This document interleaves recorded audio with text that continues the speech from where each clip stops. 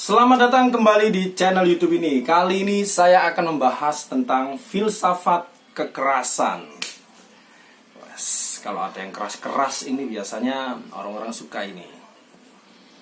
Apa maksud dari kekerasan di sini? Ya, kekerasan dalam definisi yang paling umum yaitu violence. Sesuatu yang bisa menimbulkan suatu konflik atau perpecahan, yaitu kekerasan. Kekerasan di sini itu bisa berarti kekerasan secara fisik, ya seperti pemukulan, penyerangan, dan sejenisnya.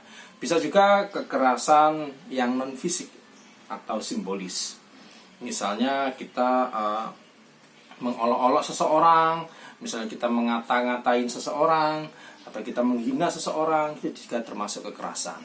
Ada juga kekerasan itu yang menggunakan simbol-simbol. Misalnya kita pamer barang-barang mahal, kita pamer sesuatu yang bonafit di depan orang-orang yang tidak memiliki, atau kita itu pamer barang-barang mewah di orang-orang miskin, atau bahkan juga kita bernafas di sampingnya mayat yang nggak bisa bernafas. Nah, itu cuma dark joke saja.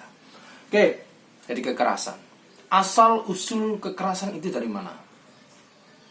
Kalau kita pahami secara runtut ya, Anda pasti sering kan melihat mengapa sih banyak orang-orang yang pakai baju-baju agamis, baju-baju yang agak ke Arab-Araban, atau kalau di Amerika itu ada orang yang pakai jubah putih-putih menyerang orang-orang kulit hitam. Kalau di sini itu ada orang yang pakai jubah seperti orang Arab tapi merusak fasilitas umum. Ada juga orang yang ya membawa nama agama tertentu untuk meneror atau mengebom atau melemparkan bom molotov dan lain sebagainya. Mereka adalah orang-orang yang paham agama dan meyakini agama mereka, meyakini sekte mereka, meyakini keyakinan mereka. Tapi mengapa mereka mengeksekusi atau mempraktikkan kekerasan? Itu kan praktik-praktik kekerasan kan, meneror orang atau membunuh orang atau melemparkan bom, teror dan lain sebagainya. Termasuk ISIS. Itu kan membawa nama suatu agama dan mereka mengeksekusi atau mempraktikkan suatu kekerasan. Oke, kekerasan itu kalau kita runtut dari akarnya berawal dari ignorance atau ketidaktahuan. Bagaimana orang tidak tahu itu bisa melakukan kekerasan? Karena pada dalil dasarnya, logika dasar, orang yang tidak tahu atau orang yang illiterate itu mudah mengalami semacam kecemasan atau ketakutan. Mengapa orang yang tidak tahu atau tidak paham atau illiterate, yang tidak tahu apapun, knowledgeless, itu mengapa diselimuti oleh ketakutan?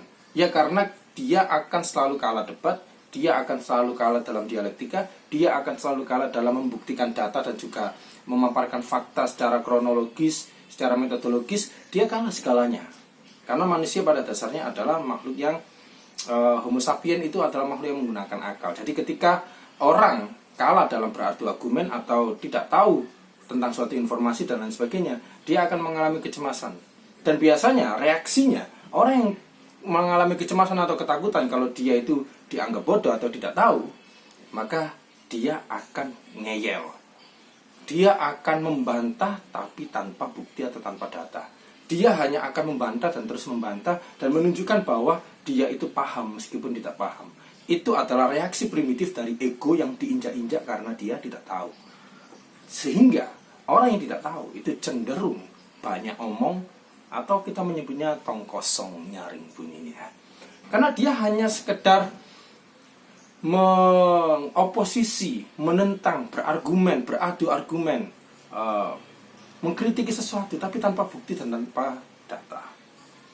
Ya karena mereka memang tidak memiliki pengetahuan untuk beradu argumen seperti itu.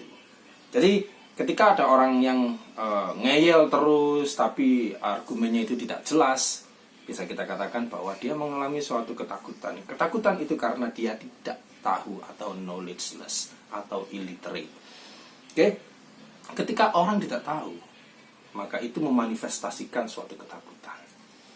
Ketika orang mengalami ketakutan, otomatis dia akan mengimplementasikan atau mengaplikasikan kekerasan.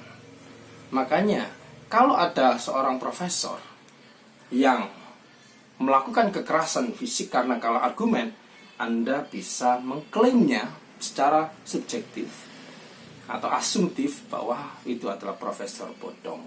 Kenapa? Karena ketika ada seorang profesor yang memang benar-benar well knowledge, memiliki advice atau bangunan pengetahuan yang memang sudah steady, dia tidak akan marah ketika argumennya kalah. Karena kritik itu adalah bagian dari dialektika. Kritik itu adalah bagian dari setiap argumen yang dibangun. Pasti akan memiliki semacam antitesis. Dia sadar tentang itu, dan setiap pengetahuan pasti akan memiliki hal-hal atau premis-premis semacam itu. Jadi bisa kita simpulkan bahwa ketakutan itu bisa menciptakan semacam kekerasan. Jadi dari orang yang tidak tahu mengalami ketakutan, dan ketakutan akhirnya mengimplementasikan atau terimplementasikan pada kekerasan. Dan ini yang saya sindir dari awal tadi. Mengapa kita itu sering melihat banyak orang yang berpakaian agamis, menggunakan dalil-dalil pembela agama, menggunakan takbir-takbir atau menyuarakan nama-nama Tuhan tapi untuk membunuh seseorang atau mengeksekusi seseorang atau melakukan kekerasan dan merugikan orang lain. Mengapa mereka bisa melakukan seperti itu? Karena pada dasarnya orang-orang yang masih dalam suatu sekte, kalau di Amerika kita menyebutnya Ku Klux Klan itu ya, ada suatu sekte yang membenci orang kulit hitam, atau juga di India ada Hindu yang sangat ekstremis, atau juga di beberapa negara ada Islam yang sangat ekstremis. Jadi di tiap agama itu selalu ada semacam organisasi atau kelompok tertentu yang spesifik yang memang suka memahami agama dengan cara mengoposisi agama yang lain. Jadi bukan untuk memberikan suatu pembenaran pada agama itu, tapi dengan menjelek-jelekkan agama lain dan juga mengintimidasi agama lain dengan istilah-istilah yang spesifik. Misalnya sering kan kita itu mengimplementasikan kalau orang yang berbeda agama kita katakan kafir, dan kafir itu harus diserang, harus dihabisi dan lain sebagainya. Dalil-dalil pembela agama ini ketika itu diimplementasikan pada orang yang tidak well established pengetahuannya, kemudian disebarkan pada orang lain tidak berpengetahuan juga, maka itu akan menjadi suatu fanatisme. Ditata, disusun premis-premisnya, karena orang yang tidak paham esensi atau substansi dari agama itu, maka orang itu hanya akan meyakini.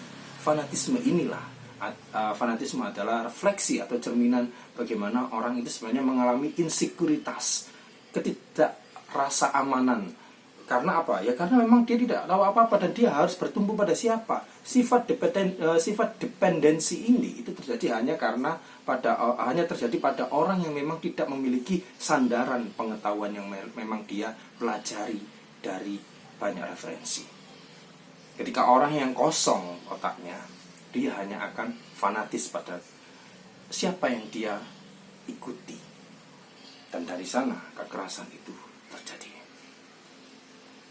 Kalau kita itu kalau dari segi kelompok-kelompok ekstremis ya, yang menggunakan nama-nama Tuhan, menggunakan istilah-istilah agama untuk mempraktikkan kekerasan, kita juga bisa merefleksikan ke bangsa kita, Negara Kesatuan Republik Irlandia. Oke, di Negara Kesatuan Republik Irlandia ini kita pasti tahu lah, kita sangat terkenal dengan netizen yang suka menyerang. Netizen yang suka menyerang dan kalau mengolok-olok itu sangat barbar. Saya itu masih ingat ketika saya membaca kolom komentar dari KKY dan juga Young Lex ya. Ketidaksukaan orang itu bukan pada karyanya lagi, tapi pada subjek atau pada sisi personalitas dari artis itu. Dan yang diolok-olok itu sudah tidak ada kaitannya lagi dengan karyanya. Dia hanya mengolok-olok, menyerang dan bahkan mengancam, sifatnya itu begitu keras seperti itu. Mengapa netizen kita itu terkenal dengan seperti itu?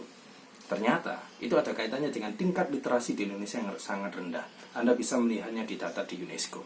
Seberapa tinggi tingkat literasi di Indonesia.